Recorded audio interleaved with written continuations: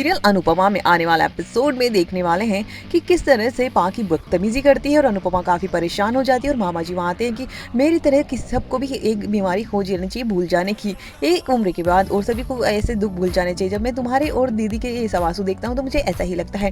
तभी वो नाटक कर रहा होता है और वहाँ पर बापूजी भी ये देखकर सोचते हैं कि पता नहीं अब ये सब क्या हो रहा है और बापूजी भी उसकी हालत देखकर परेशान हो जाते हैं और अनुपमा डिसाइड करती है कि चलो अब सुबह तक ये से बेटे थोड़ी रहना है। और दूसरी तरफ दिखाया जाता है कि वनराज और काव्या दोनों ही आ रहे होते हैं। काव्या उस पर भड़क जाती है कि तुमने मेरी फ्रेंड से हिम्मत कैसे तुम्हारी लोन मांगने की और भिखारियों जैसी हरकतें करने की। और उन दोनों में काफी उसाद वो कहता है कि दोस्तों से ही तो मदद मांगी जाती है। तो दूसरी तरफ अनुपमा पाकी की कमरे में जाती है जहाँ पर उसकी ड्रेस के धागे थोड़े से खराब से होते हैं। तो उसे लगता है कि स्टेज पर खराब ना हो जाए ड्रेस तो उसकी बेइज्जती हो जाएगी। तो वो उसको सिलने बैठ जाती है और उसको और भी ज्यादा अच्छे से बनाने की कोशिश करती है। लेकिन तभी पाकी आती है और कहती है कि आपकी हिम्मत कैसे हुई मेरी ड्रेस को छूने की और उसके साथ बदतमीजी करती है कि अब ज़्यादा महान बनने की ज़रूरत नहीं। जब मुझे ज़रूरत थी तब तो आप आई नहीं। अब मैं बेस्टी सब कुछ संभाल लेंगे और आपको मेरे और अनुपमा कहती ठीक है मैं मुझे माफ़ कर दे लेकिन अब तुम्हारा कल कंपटीशन है इसलिए मैं कुछ कह नहीं रही हूँ। लेकिन अगर बदतमीजी चलती रही तो मैं 2-3 तमाचे लगा ही दूंगी। तभी वहाँ और बापू जी और सभी घर वाले चिक चिक की वजह से बाहर आ जाते हैं और वहाँ पर दिखाया जाता है कि अनुपमा के साथ बदतमीजी करने की वजह से बा उसको बहुत ही बुरी तरह से डांटती है और बापू जी भी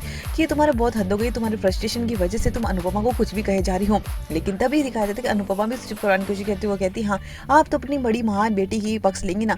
तभी वनराज भी आ जाता है और तोशु भी आ जाता है। सभी लोगों का झगड़ा शुरू हो जाता है। वनराज कहता है कि हो क्या रहा है और वहाँ पर बा कहती है तू ज्यादा घी में आग में घी डालने की कोशिश मत कर काव्या, तुम अगर घी खाओगी तो ज्यादा अच्छा रहेगा। और बा उसको बहुत बुरी तरह से डांटती है। तो वो कहती है कि बा मुझे क्यों डांट रही, आप इसी को कहिए ना। अगर मैं इसके ड्रेस वगैरह सब कुछ चूज कर सकती हूँ तो मैं और भी सारे काम देख सकती हूँ। और बा गिनवाती है सारे काम कि क्या क्या काम देखने पड़ते हैं, सिर्फ ड्रेस और डांस से ही काम नहीं चलता है।